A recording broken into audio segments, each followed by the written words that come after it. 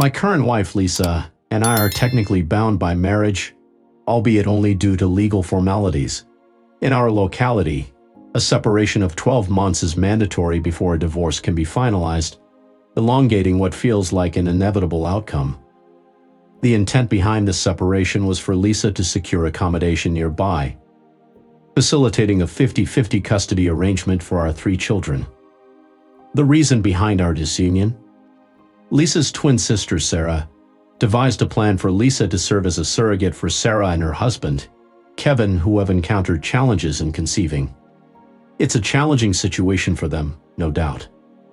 But instead of, using a regular surrogate or adoption or literally any other option, they decided that because Sarah and Lisa are twins, Lisa was the perfect choice to carry their baby.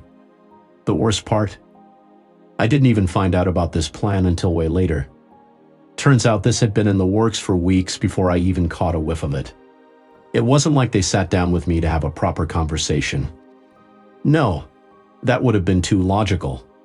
Instead, Lisa just casually mentioned it to me one night like it was no big deal.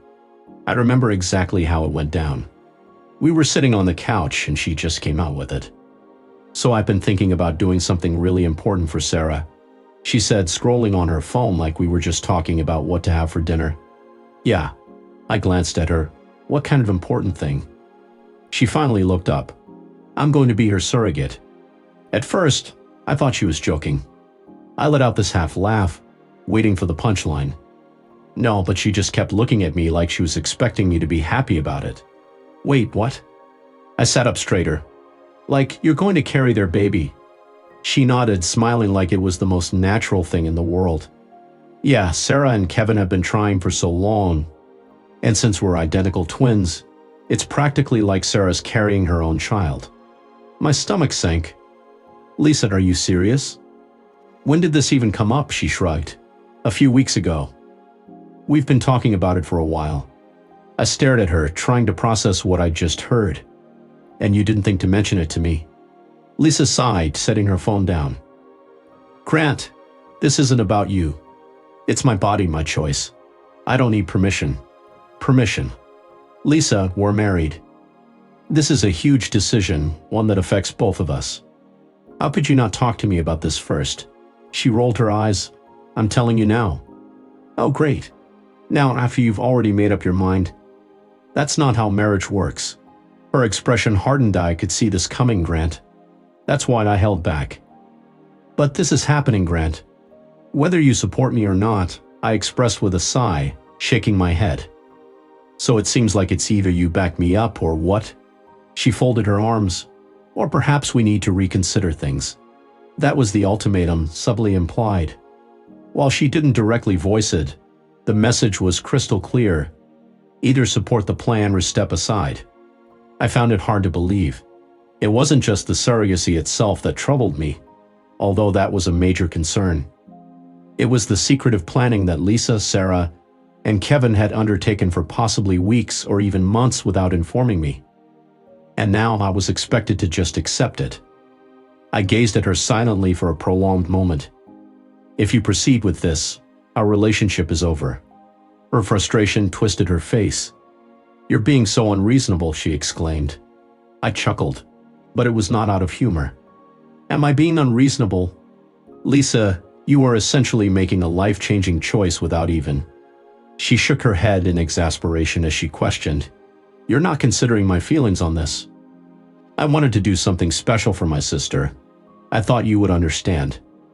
Standing up and running a hand through my hair, I replied, "I guess I don't." Fast forward a few months and the news came that she was pregnant. I simply nodded, said okay, then left the room. 2 days later, I initiated divorce proceedings. I had already made up my mind when my wife revealed her pregnancy plans. It seemed to catch everyone off guard. Despite my forewarning, Lisa acted as though she never saw it coming, which baffled me. Did she believe I was bluffing? That I would somehow come to terms with her carrying another man's child? I had made it clear what would transpire if she went ahead with her intentions, yet she seemed taken aback. Sarah and Kevin attempted to guilt-trip me into staying, using cliches to persuade me otherwise. "Your wife, Sarah," conveyed with a shake of her head. It's as if she sees me as a heartless monster. She needs your support now more than ever. I couldn't help but let out a bitter laugh. She's the one who chose this path, not me. Kevin, always diplomatic, attempted to ease the tension. Grant, this is a beautiful gesture she's making for us. Can't you see that? Oh, I understand, I retorted, crossing my arms. I see that both of you wanted a child, and Lisa decided to carry it without consulting me first. That's not a marriage. That's not a partnership. That's simply a decision she made. And now she'll have to face the consequences. Sarah's gaze sharpened. You promised to stand by her through thick and thin. And she promised to respect me and not make significant decisions behind my back. I fired back. So here we are. And that marked the beginning of the official separation process. Initially, Lisa appeared indifferent. She maintained her self-righteous demeanor as if she were unaffected by it all. I don't need you, she declared one night after I informed her I had finished discussing it. I am capable of handling this independently. Great, I replied. Then go ahead and do that. However, as the months went by, reality began to set in for her. Her confidence wavered and she felt less in control. The tension in the house became unbearable after I initiated divorce proceedings. Lisa began to act as if nothing had changed, expecting me to still be attentive to her pregnancy or even to be involved in it somehow. Meanwhile, I had emotionally distanced myself. Why would I devote energy to a pregnancy that wasn't mine and was the very reason for our separation? Lisa chose not to move out, citing the challenge of finding suitable housing in our area, especially while pregnant. She expressed a desire to stay nearby for the children's benefit, but in reality, it was more for her own convenience. She continued to expect me to fulfill husbandly duties whenever she needed something. One evening, she entered the living room where I was watching TV and asked, "Can you run to the store for me?" I kept my eyes fixed on the screen without a break, not even bothering to look away. She wanted pickles and maybe some ice cream. I found myself letting out a dry chuckle. That's not my responsibility anymore. She sighed, as if my response was unreasonable. Grant, just a quick trip, please, she pleaded. I finally turned to her and responded, Lisa, I'm no longer your husband. Ask Sarah or Kevin instead. Her jaw clenched, but she remained silent as she turned and walked away. In the following weeks, she began dropping more hints about her struggles, how overwhelmed she was, and how much she had to handle on her own. Initially, I brushed off her comments. I couldn't comprehend what she expected from me. Did she think I would step in and help out like I did during her previous pregnancies? Those were our children. This time, it was solely her and her sister's decision. I hadn't signed up for any of it. Her hints soon morphed into outright complaints. I don't know how to manage this without you, she confessed one evening, caressing her belly as though that would stir any emotion in me. Barely giving her a glance, I shut my laptop and turned to face her. Fair, huh? I questioned. Do you really want to discuss fairness when I feel it wasn't fair to exclude me from this decision? She didn't have a response. Instead, she simply pursed her lips and glanced away. I repeated my frustration to her. It was Sarah and Kevin who had expressed the desire for this baby, making grand promises about the joys of the surrogacy journey. I believed it was their responsibility to step up. However, they were frequently absent. In particular, Kevin appeared disengaged from the situation. Although he attended significant events like doctor's appointments and occasional baby-related tasks, he was largely absent in day-to-day matters. Out of curiosity, I once asked Lisa, where has Kevin been? I thought he was fully committed to this. He's been looking after Sarah, she replied, shifting her gaze. Lisa was sitting uncomfortably, still recovering from her car accident. Fair enough, I admitted, but it's not like he was unaware of the baby on the way. Shouldn't he have been better prepared? Lisa's expression tightened as she defended him. He's doing his best. He's under a lot of stress right now. I scoffed, yeah, and you're not. She remained silent, confirming my suspicions that Kevin's priorities had indeed shifted. It seemed like he had found an easy way out, leaving Lisa to lean on me more and more, expecting me to pick up the slack. She began requesting small favors like carrying groceries, assembling the crib, and even asking for back rubs when she was in pain.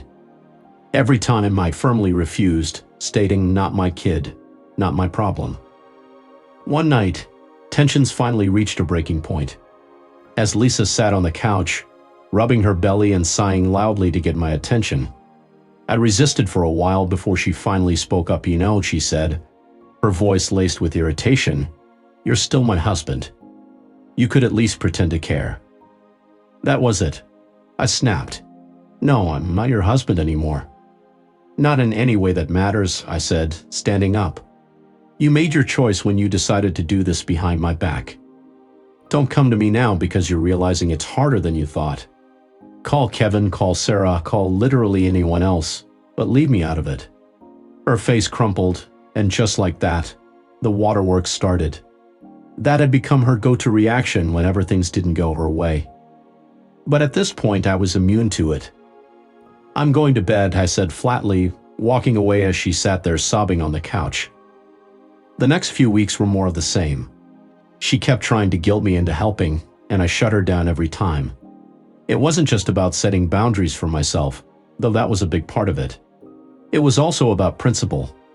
If I started helping now, even a little, Lisa would take it as a sign that I felt myself getting emotionally manipulated, worried that I would never be able to break free from her constant demands.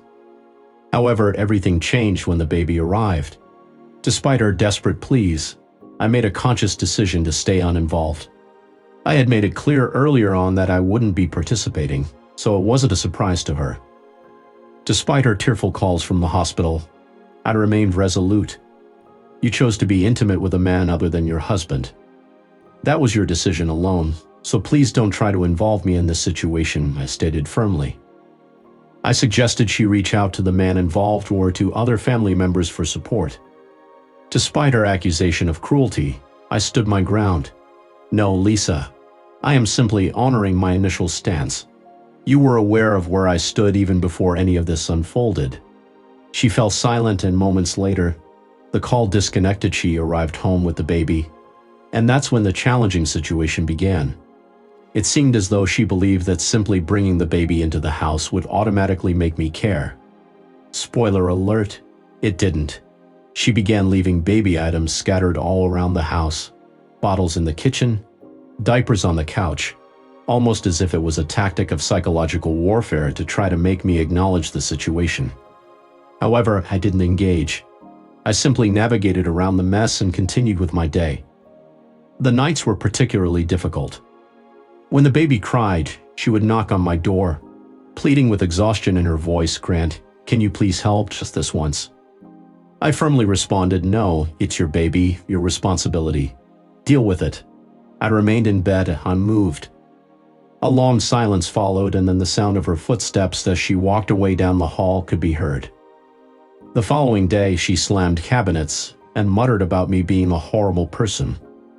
Admittedly, there were moments when I felt a pang of guilt, not because I believed I was at fault, but because the baby was innocent in the situation. It struck me that the child was not responsible for having parents in turmoil. Despite this, I realized that intervening wouldn't improve matters. It would only encourage Lisa to continue depending on me instead of those genuinely invested in the baby's well-being. The breaking point occurred when Lisa insisted that I play a more active role. "You can't ignore this," she declared one evening, holding the baby in her arms. "It's unfair that I'm handling everything alone." Without looking up from my laptop, I calmly suggested, "Then reach out to Kevin." She retorted that he was preoccupied with Sarah once more. Disinterested, I responded, "Not my child, not my responsibility." Her eyes blazed with anger. "You are incredibly selfish. You owe me this much," she accused. This accusation caught my attention. Setting my laptop aside, I faced her directly. "I don't owe you anything," I stated bluntly. Infuriated, she raised her voice.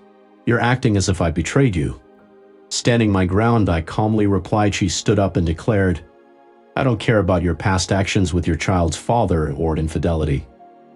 What disrespected me was becoming pregnant by another man, despite my warnings and objections. "You insisted it was your body, your choice, but now it's my life and my decision.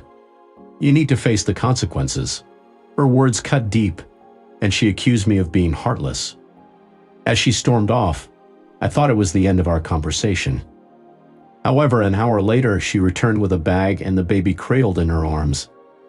"I can't continue like this with your behavior," she admitted, her voice trembling. I simply nodded, knowing deep down it was the right choice for her. 2 days later, she left with the baby. I dared to hope that this could be the break I needed, even though I knew it was likely temporary as the days went by. A calm had settled over the house. The absence of a crying baby, the lack of guilt trips and arguments, it all felt like a weight lifted from my chest. However, simplicity was short-lived in Lisa's realm. The following morning, a slew of calls began, first from her mother, then her sister. Yes, the very sister who orchestrated the turmoil, and even her sister's husband. It seemed as though they had plotted together to wear me down. Each one echoed the same sentiment. Lisa was struggling, the baby was blameless, and I needed to step up for the greater good of the family. Sarah, her twin, was particularly persistent. She left a scathing voicemail, overflowing with contempt. "I can't fathom your callousness, Grant," she scolded sharply. "Lisa just went through childbirth, and you abandoned her in her most vulnerable moment. Is this who you are? Do you have any compassion?" With a disbelieving snort, I deleted the message without a reply. There was no use. This was not an unexpected pregnancy mishap we stumbled into or signed up for.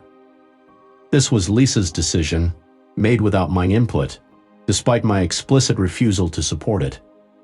Then there was Kevin, the biological father of the baby, attempting to elicit sympathy over the phone with insincere words. "Man, things are really tough right now," he said with feigned concern. "Sarah's recovering from the accident and Lisa's struggling. We're all family, man. We should be supporting each other." I could hardly believe his audacity. "Family," I echoed, incredulous. "Are you serious? You did next to nothing during the pregnancy, and now you want to act like we're a team." "That's not fair," he objected. "I'm making an effort." "Then make a real effort," I interjected. "This isn't my issue. Rise to the occasion and take responsibility for your own child."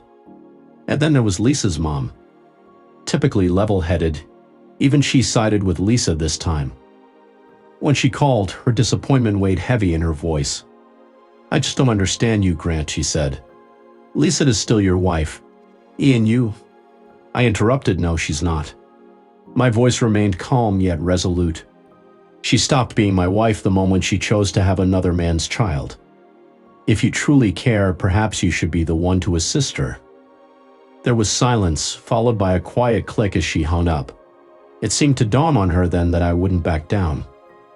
A couple of days later, Sarah returned, as I had anticipated, but I was unprepared for the turbulence she brought with her. Despite calling me names and storming out, she walked in as if nothing had happened. The baby strapped to her chest with a fatigued yet defiant expression. It was clear she was preparing for confrontation. "We need to talk," she announced, positioning herself in the middle of the living room with an air of importance, as if delivering a TED talk. I didn't bother to look up from my task. "I'd already know what this is about," she gestured to the baby. "You can't continue to ignore us forever." "I'm not ignoring you," I said flatly. I had been very clear about the responsibilities involved. Yet she shifted the blame onto me in yet another monologue about the struggles of being a single mother. She expressed frustrations about having to manage everything alone, claiming it was unfair and not what she had signed up for. Despite her accusations and complaints, I'd remained silent, knowing that arguing would not lead to a resolution as she was seeking someone to fault. Once she finished her tirade, I calmly reminded her that she took on these responsibilities when she chose to carry the baby. This statement triggered her anger, causing her to raise her voice and accuse me of being cruel and ignorant of her struggles. Amidst the escalating tension, the baby's crying added to the chaotic scene. When she demanded action from me, I merely shrugged, unsure of how to respond. "Not my baby, not my problem," she yelled. Her face turned red, and she stormed off to the bedroom, slamming the door so hard it rattled the walls. The baby kept crying, but I didn't move. If she wanted to scream and slam doors, fine. But I wasn't about to let her dump her problems on me. That night, she tried a different tactic. Instead of yelling, she came into the kitchen while I was making dinner and played nice. She leaned against the counter, watching me cook, her voice softer, almost hesitant. "I miss the way things used to be," she said after a long silence. I kept chopping vegetables, not looking at her. "That makes one of us," I replied. She sighed, stepping closer. "I mean it, Grant. I still love you. I want us to be a family again," she confessed. I scoffed. "A family? You threw that away." I turned to her, raising an eyebrow. She swallowed hard, her eyes glistening. "I made a mistake." I set the knife down and crossed my arms. "Yeah, you did," I said. She nodded, then took a shaky breath. "I'm sorry," gave a pseudo-apology, admitting partial fault, while she expressed regret for how things unfolded without fully acknowledging her actions. I remained unconvinced. The opportunity for reconciliation had passed, as I bluntly stated. "You made your choice. Now you must face the consequences." She broke down once more, confessing, "I don't want a divorce. I can't handle this on my own." Feeling the weariness of the situation setting in, I assured her, "You're not alone. Sarah and Kevin are here for you." But my reassurance didn't offer the solace she sought. She didn't want their support, she wanted mine. Hoping for a miraculous resolution for me, as I had provided so often in the past. Yet this time was different. Turning to her, I voiced, "Your reluctance to divorce isn't about love for me. Your actions, despite my caution, speak volumes. The pregnancy by another man reflects your true affections. Your desire to stay is rooted in seeking stability, not in preserving our bond. My advice: acclimate to solitude, prepare yourself to handle your own chaos from now on. The divorce papers have been submitted, and soon this way of life will end." That evening, as I lay in bed, I could hear her sobbing in the adjacent room. I didn't feel good or bad about it. I simply felt empty. This realization confirmed that our past love and connection were lost. She had destroyed it all with her decisions. The following morning, she made a final desperate plea. Standing before me with exhausted eyes and the baby cradled in her arms, she begged me in a hoarse voice to hold the baby so she could get some rest. "I've hardly had more than 2 hours of sleep in days," she pleaded. For a brief moment I wavered, almost, but then I recalled the events that had brought us to this point. Her lies, her breach of trust, and how she had entangled me in a situation I never consented to. "No," I responded firmly. Shock registered in her eyes. "What?" I instructed her to call Kevin. He is the father and should be offering assistance. He appeared as though I had struck her. Her lip quivered, tears streaming down her cheeks. "You really despise me that much, don't you?" she questioned. I shook my head. "I don't hate you," I replied, my voice firm, "but I won't allow you to manipulate me into cleaning up your mess. It's not my responsibility, and I'm no longer going to pretend that it is." Following that, she departed once more, and this time I suspected it might be permanent. Later, her mother contacted me, informing me that Lisa was currently staying with her. I expressed that it was probably for the best. Perhaps now I could finally find some peace. 3 days after Lisa's second departure, things settled down for a bit. The house was quiet, yes, but not serene. There was a lingering feeling that something else was on the horizon, like the calm before a storm. And my intuition was correct. Approximately a week after she left, the flood of letters and emails began. Lisa's family came at full force. It wasn't just the typical guilt trips and emotional manipulation that I was accustomed to. It was intense arguments. It felt as though they attempted to overwhelm me with an abundance of communication. Lisa's mom penned a lengthy letter to me, expressing her view that I was being unreasonable and emphasizing the importance of prioritizing family. She urged me to step up and support Lisa, highlighting the challenges she had faced while growing up and the sacrifices she had made. After reading the letter, I simply exhaled, discarded it, and pondered my next move. Their messages lacked novelty, as they had been portraying me as the antagonist from the start, making it difficult to take their sentiments seriously. On the other hand, Sarah and Kevin took a more direct approach. One evening, Kevin arrived unannounced at my doorstep, looking uneasy. As I greeted him, I sensed that the conversation would not be easy. "Hey man," he said, attempting a nonchalant tone. "Can we talk?" Leaning against the doorframe with my arms crossed, I inquired, "About what?" Kevin appeared unsure, contemplating whether to continue the conversation or depart. Ultimately, he sighed in frustration, pondering the baby and the situation at large. I remained motionless, prompting him to speak his mind. Surprised, he seemed to assume I might extend an invitation inside, but I made it clear that wasn't happening. He started to explain the challenges he had been facing since Sarah's accident, emphasizing the importance of my help for Lisa's sake. As he mentioned Lisa, I interjected firmly, "For Lisa's sake," causing him to recoil. My tone was sharp as I stated, "This is not my responsibility. You as the father and Sarah's sister agreed to this arrangement, fully aware of the implications. So why are you here?" He appeared flustered and claimed it was about family and our connection. I let out a bitter laugh. "No, we are not," I asserted. Before he could make his case, I interrupted, reminding him that the decisions were made without my input, and that he couldn't now demand my support. "Leave," I concluded, shutting down any further discussion, returning to the house, with a firm directive to only return if prepared to fully care for his child. He received the unwelcome message with little room for argument. Pausing momentarily, his expression tensed before issuing a vague warning about potential regrets, then departed without further ado. Whether those regrets materialize is inconsequential to me.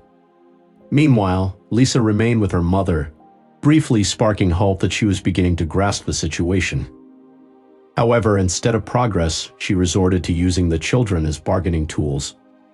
One evening, she requested to visit and spend time with them. Acknowledging the importance of her role as their mother, I agreed. However, it soon became apparent that she had ulterior motives. Throughout the evening, she focused on her struggles, citing the baby's sleepless nights and her need for assistance to stabilize her situation. Then she revealed her true agenda, introducing the impending. The suggestion of moving back in temporarily until she could sort things out was immediately rejected by me. "No," I stated firmly. "You made your decision. You don't get to return here and pretend nothing happened." Lisa frowned, her eyes imploring. "Grant, it's not just about me. The children need their mother." I responded, "They have their mother. You are still their mom, Lisa. But it doesn't mean I have to welcome you back into the house." Frustrated, she exhaled sharply. "This is unfair to them, and to me. You're tearing our family apart." I derisively replied, "No, you did that. You chose to end our marriage for your sister. You can't portray yourself as the victim here." For the first time, real anger flashed in her eyes, a change from the previous emotions of sadness, guilt, and frustration. She glared at me as if I were the worst person in the world. "You'll regret this one day," she hissed. "I guarantee it." With that, she gathered her belongings and left in a storm, slamming the door behind her. I settled into a routine with the kids, focusing on giving them as much stability as I could. They asked about their mom sometimes, why she wasn't living with us, why things were different. I kept my answer simple. "Mom and I are figuring things out." I'd say, "But we both love you very much." It wasn't exactly a lie. I still loved my kids more than anything, and I knew Lisa did too in her own way. But that didn't change the fact that we were on completely different paths. Now she had made her bed, and I wasn't about to climb into it with her. That said, I couldn't help but notice how much lighter I felt without her constant presence. For the first time in years, I wasn't walking on eggshells or dealing with her drama. It was just me and the kids figuring things out one day at a time. And honestly, it felt good. Then came the legal stuff.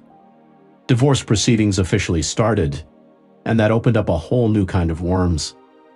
Lisa's lawyer tried to paint me as the unreasonable one, claiming I had abandoned her during a difficult time and refused to help with the baby. My lawyer countered with the facts. The baby wasn't mine. I had no obligation to help, and Lisa had made the decision to go through with the surrogacy despite my objections. It was messy, but I wasn't worried. The truth was on my side, and I had plenty of documentation to back it up. Texts, Emails, even voicemails. I had it all.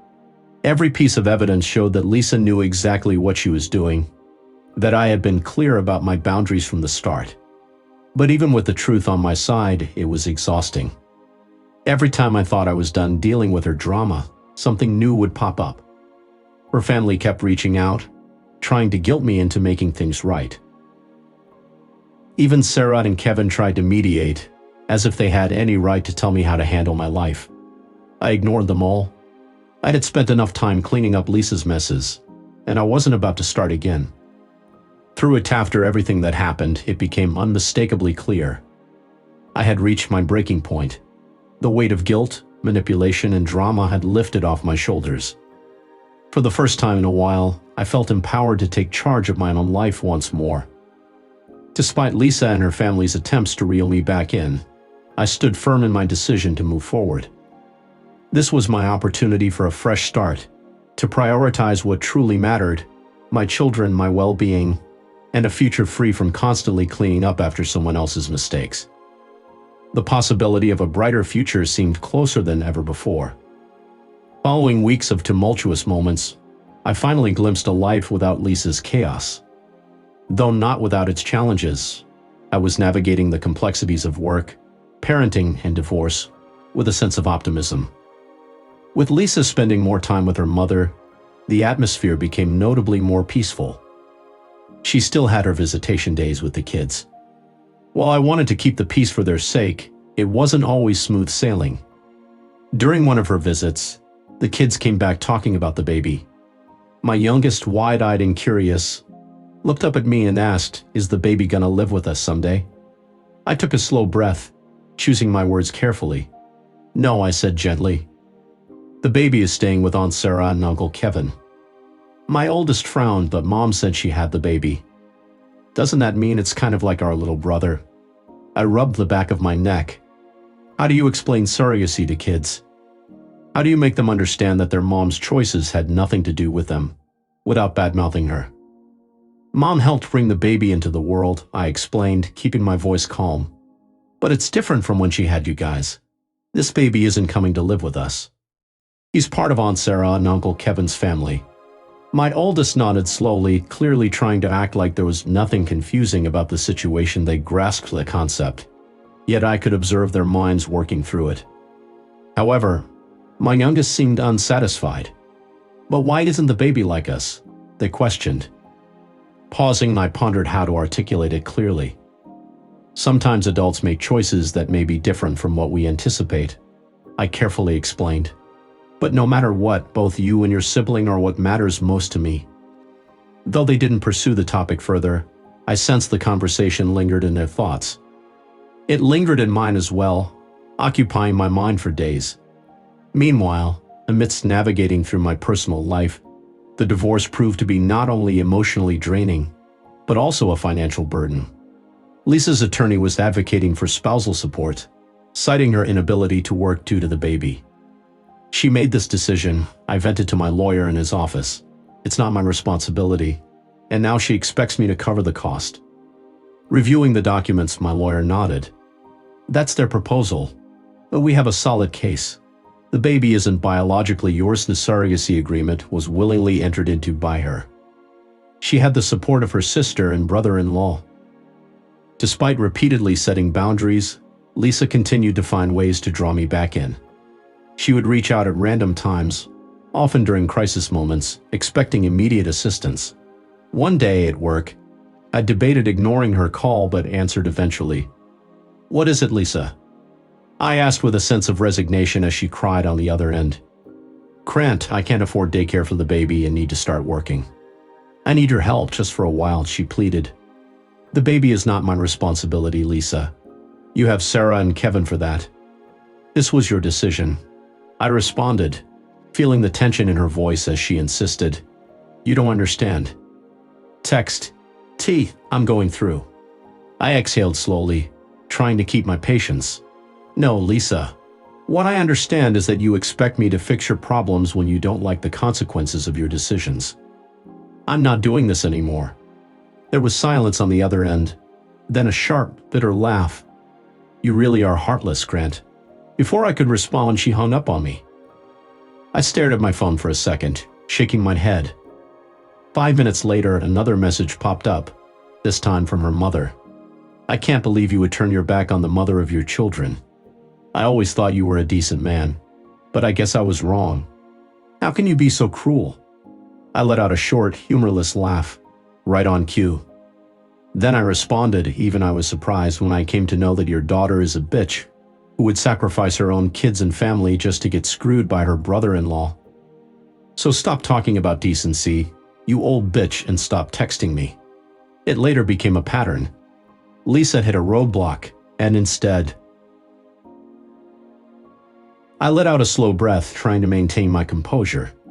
"No, Lisa," I calmly stated. "You seem to want me to solve your problems when you're unhappy with the outcomes of your decisions. I can't continue like this." The line fell silent, followed by a harsh, bitter laugh. "You truly lack compassion, Brant," she accused before abruptly ending the call. I gazed at my phone, processing the exchange. A few minutes later, a new message appeared, this time from Lisa's mother. She expressed disbelief at my supposed betrayal as the father of her grandchildren. Claiming she once saw me as a good man, she questioned my perceived cruelty. I chuckled wryly to myself. "Right on time," I muttered. I then replied, unable to hold back, "I was genuinely taken aback when I discovered that your daughter would put her own children and family at risk for a forbidden romance with her brother-in-law. Spare me the lecture on decency and cease contacting me." This exchange soon became a familiar occurrence whenever Lisa encountered a setback, and instead of handling her issues herself or seeking help from Sarah and Kevin, Lisa would often involve me.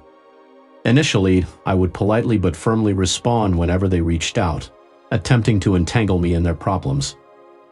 However, as time passed, I realized there was no use in trying to reason with them. Regardless of how logically I presented my side, they would twist my words to portray me as the villain. Eventually, I made the decision to stop engaging altogether. It was not my responsibility to rescue her, and I refused to be manipulated by guilt. Despite everything, there were occasions when I almost pitied Lisa. Each time I saw her, she appeared more burdened, as if the consequences of her actions were finally catching up to her. During one of our custody exchanges, she paused before speaking. "Can we have a private conversation for a moment?" she asked. I hesitated, but agreed. "Yes, of course." We moved away from the children, and she took a deep breath, avoiding eye contact.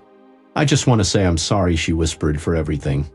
I know I made a mistake, and I realize I have caused you pain. At the time, I believed I was doing what was right, but I didn't know how to handle the situation."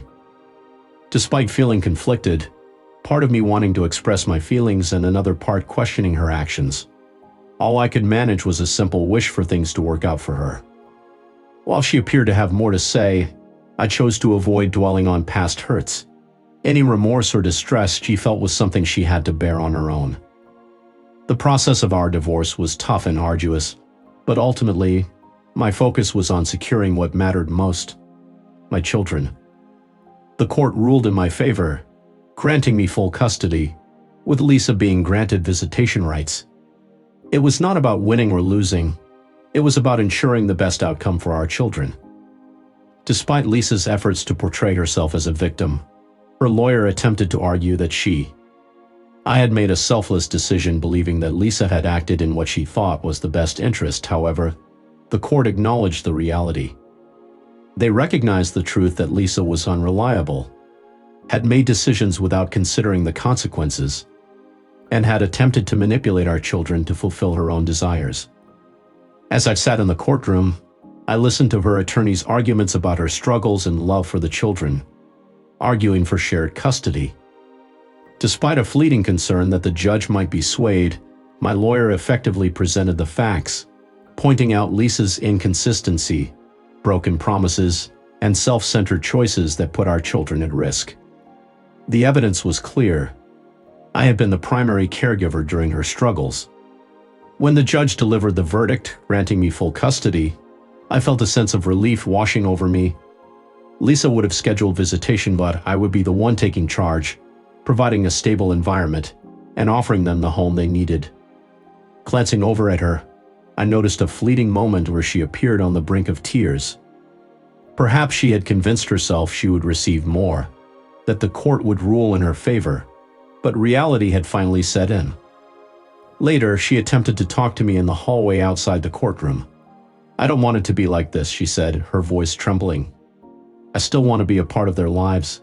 "That's up to you," I replied, maintaining a steady tone. "But I will not allow them to be pulled into chaos. If you choose to be there for them, that's great. If not, I'll ensure they are okay either way." She nodded, wiping her eyes, but I didn't linger. There was nothing more to be said. Now it's just me and the kids navigating each day together. Yes, there are obstacles. Single parenting is challenging, but for the first time in a while, our home exudes stability and tranquility. And that is immensely valuable after everything.